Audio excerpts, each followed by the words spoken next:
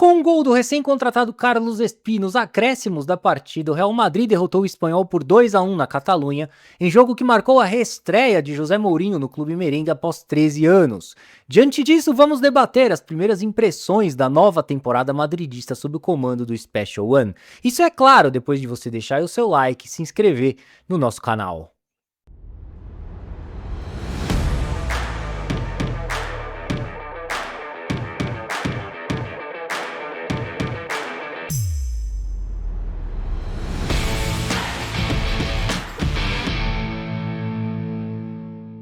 No dia 1 de junho de 2013, o Real Madrid goleava o Osasuna por 4-2 no estádio Santiago Bernabéu, em jogo válido pela última rodada da edição 2012 e 2013 da La Liga, que também marcava a despedida do treinador José Mourinho do comando técnico madridista. Obviamente, no momento em que José Mourinho tinha um tamanho muito mais relevante do que nessa sua segunda passagem agora pelo Real Madrid, 13 anos depois. Basta a gente notar os últimos trabalhos de José Mourinho à frente de equipes como Tottenham, Roma, Fenerbahçe e Benfica, equipes de menor calibre em comparação ao Real Madrid, ele que dirigiu o conjunto madridista entre 2010 e 2013, fez um excelente trabalho, isso é inegável, chegou a vencer uma edição da La Liga e competir de igual para igual ali com o poderosíssimo Barcelona de Pep Guardiola.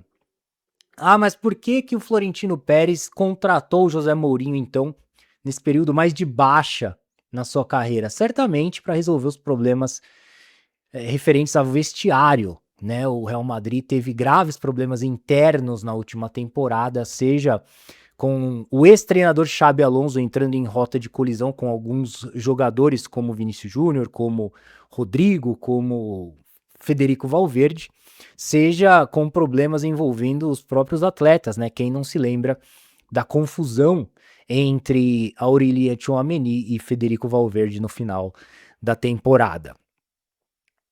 Acontece que com a chegada do José Mourinho, o Real Madrid também mudou a sua política de contratações, né? Vem adotando outra filosofia, seguindo uma rota totalmente diferente, com exceção aos recém-contratados Ian Diomandé e Carlos Espí. O que eu quero dizer com isso? Que o Real Madrid antes vinha priorizando a contratação de jovens jogadores e desta vez trouxe jogadores mais prontos, mais experientes, com maior bagagem já para chegar e vestir a camisa do Real Madrid, entrar na equipe titular e dar conta do recado, como foram os casos de Denzel Dumfries, de Marc Cucurella, de Ibrahima Konaté e Bernardo Silva.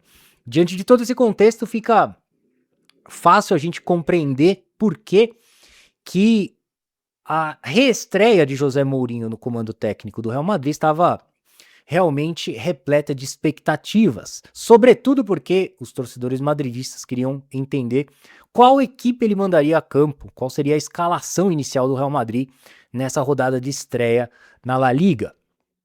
E não teve nenhuma surpresa, ele adotou nada mais, nada menos do que o tradicionalíssimo 4-2-3-1, que ele costuma usar com bastante frequência, mas eu achei interessante alguns movimentos dentro desse esquema tático da equipe. Primeiro, ele vai ter o grande desafio de escalar juntos na equipe, né? Vinícius Júnior, Jude Bellingham e Kylian Mbappé, talento, os três têm de sobra. Marcaram 21 gols juntos apenas na Copa do Mundo de 2026, mas o problema é na fase defensiva, né?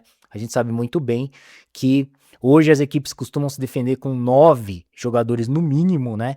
Então é difícil a gente compreender como que o José Mourinho vai conseguir escalar esses três craques juntos na equipe. Ele fez isso contra o Espanhol.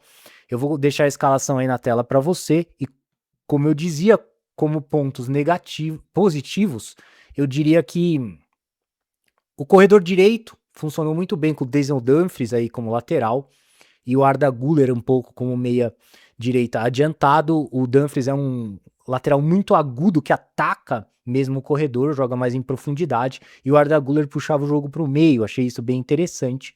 Bem como pelo lado esquerdo, o Carreiras funcionou muito bem ali com o Vinícius Júnior, o Carreiras também um lateral agudo, mas o Vinícius também um ponta que costuma jogar mais em profundidade, ambos fizeram boas tabelas ali, triangulações, enfim. fizeram um bom trabalho, enquanto o Federico Valverde cobria os dois na fase defensiva. E outro aspecto importante que eu achei foi a variação entre o Real Madrid jogar com um atacante referência e sem um atacante referência. Ele começa o jogo com o Mbappé, que é um jogador mais móvel ali no ataque, não é um típico camisa 9, então ele vem buscar mais o jogo, sai mais da área, cai para a direita, cai para a esquerda, busca abrir espaços, procurar tabelas, triangulações, enquanto o Carlos Espí, que entrou no segundo tempo, é um jogador de referência, né? O típico centroavante camisa 9, e o Real Madrid jogou muito bem com ele também. Isso é uma opção que o Mourinho vai ter, dada a profundidade do seu elenco. Como ponto negativo, eu diria que o meio-campo ficou muito sem pegada ali com o Federico Valverde e o Bernardo Silva, que não tem tanta característica de marcador, né? Então eu acho que o Federico Valverde ficou muito sobrecarregado no meio-campo na marcação, porque o Bernardo não auxilia tanto. Porém, o Bernardo ajuda demais quando o Real Madrid está com a bola na fase ofensiva. Ele vinha iniciar jogadas, começar a construção do jogo. Isso foi muito bom para o Real Madrid. Eu acho que dá para jogar dessa forma? Dá, contra adversários que se fecham muito, que armam retrancas ali. O Real Madrid vai ter totais condições de jogar com o Valverde e o Bernardo Silva no meio. Agora, em jogos de Champions League, jogos grandes, né, contra Barcelona também, Atlético de Madrid na La Liga, aí seria melhor pensar no meio-campo com a Aurélien Tchouaméni e o Valverde, por exemplo. O Tchouaméni estava machucado, não podia jogar, mas o que eu digo, um meio-campo com mais pegada, o próprio Camavinga, para não sobrecarregar os defensores.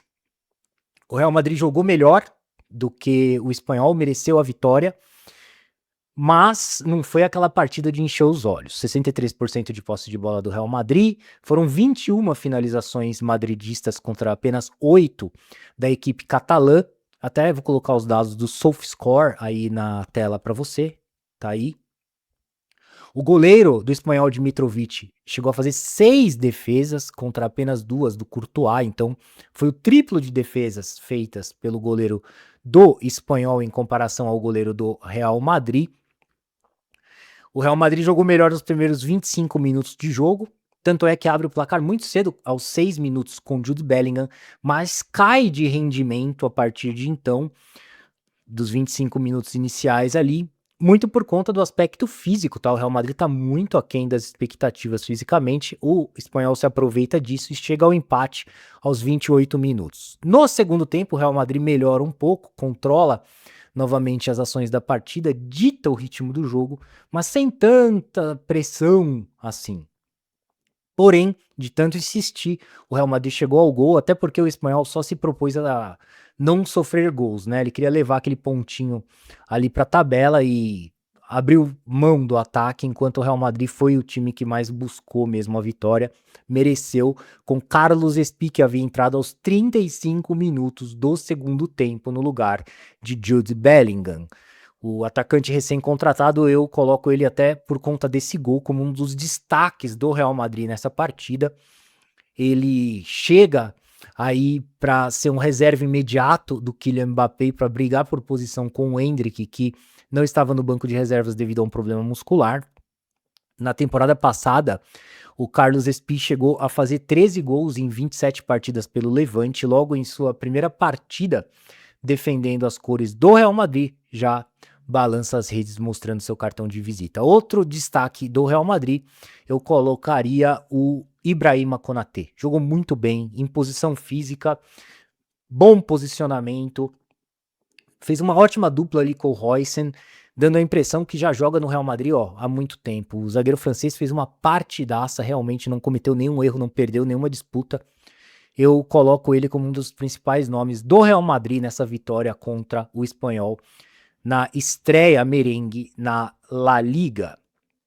Obviamente foi só a estreia do Real Madrid na temporada, a equipe não está pronta, o próprio José Mourinho disse isso na entrevista pós-jogo, que ainda falta muita pressão alta ali na saída de bola do adversário, também muita intensidade na pressão pós-perda. O Real Madrid está muito aquém fisicamente, isso é normal, natural. O Marc Cucurella, por exemplo, chegou a treinar apenas 8 dias com o restante do elenco, então tá muito no início da temporada, isso é normal. Porém, ainda que o Real Madrid não seja uma equipe ainda pronta, ele tem totais condições para brigar por títulos ao longo dessa temporada, fazer frente com o Barcelona, por exemplo, na La Liga e ir em busca do título da Champions League, até porque tem peças suficientes no elenco para isso. Resta saber se José Mourinho conseguirá ou não fazer essa engrenagem funcionar.